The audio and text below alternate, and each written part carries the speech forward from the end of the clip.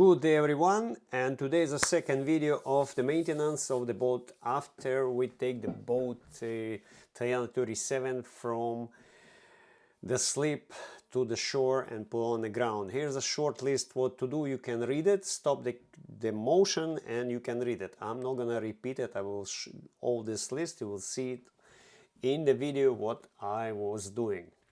The first thing what I did is you have to drain the water from heat exchanger.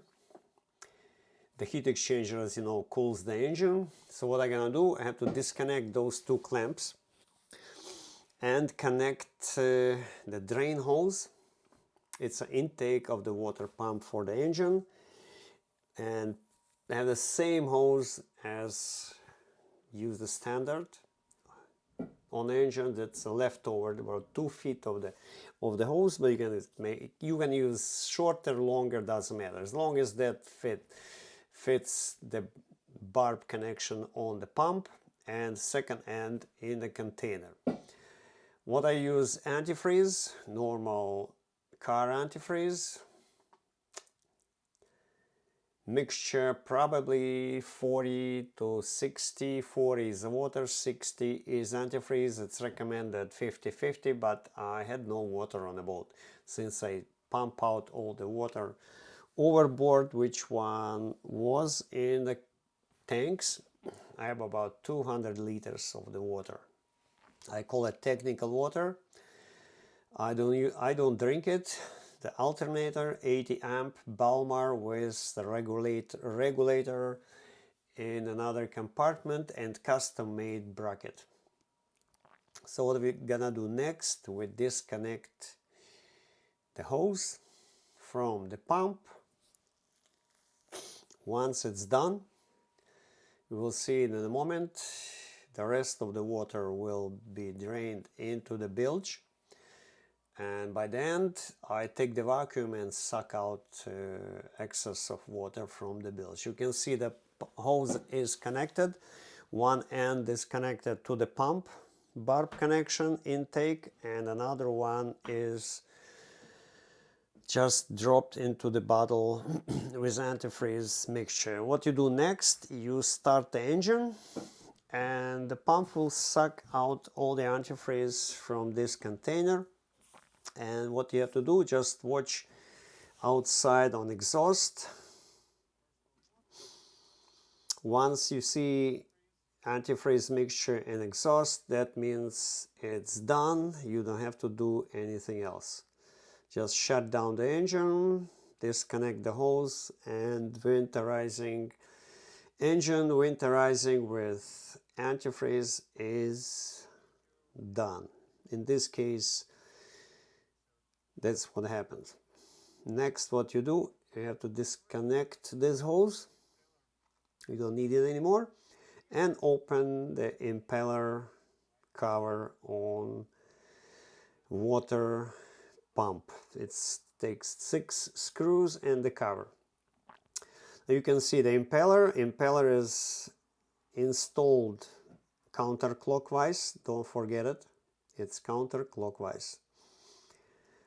And to remove the impeller, it's very simple. You take 2 screwdrivers, or there's a special tool for it, but I don't have the tool. I use single screwdriver. It works great, but if it gets stuck, you can use 2 screwdrivers with drivers without any special tool. Now you can see impeller is out. And some antifreeze inside. What you do, you take the container, put impeller and the screws and the cover into container, and just put in a safe place that you can find it in the spring. Otherwise you have to buy a new one if you don't find it. And next thing what we're gonna do is strainer. We have to drain 2 strainers. One is for fresh water, which I use in the sink. I use the lake water when I'm outside in the lake, and the strainer for the engine. Here's the view from the boat. It's great view for a winter. I got a good spot for storage this winter. will be no wind practically. Usually I get the spot because I take out the boat too late of the season. I get the spot closer to the water, and it's a windy, in really windy days in this area. But this time will be no wind. If no wind, less snow will be on my boat. It really doesn't matter where it's stored, but it's better than have a more wind than snow. Here's a strainer actually a filter from the strainer. It's not that dirty, nothing, not much dirt there, just wash it off and put in a safe place. Also, while on the deck, I disconnect the gas tank, propane gas tank, and take the tank home. Next one what we're gonna do is open this Allen key screw and drain the water from the strainer. If you don't do it, the water will be frozen and will break that container. I believe it's from some polycarbon or the glass, but it will be broken if you don't drain the water. Another thing, which I'm close by in Lazaret, that blue container has to be unscrewed and drained. It's a filter. It's a carbon filter for water from the marina, which I use for cooking, drinking, while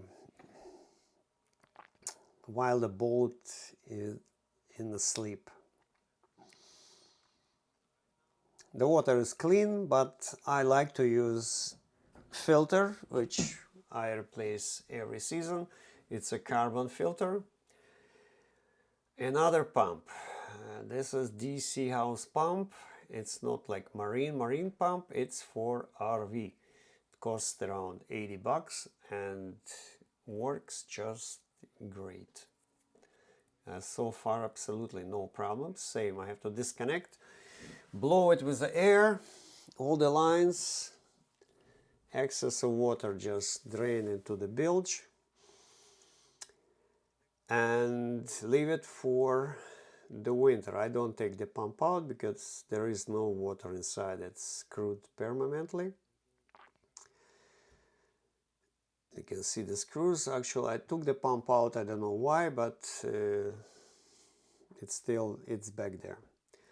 Another pump on the boat is a shower pump.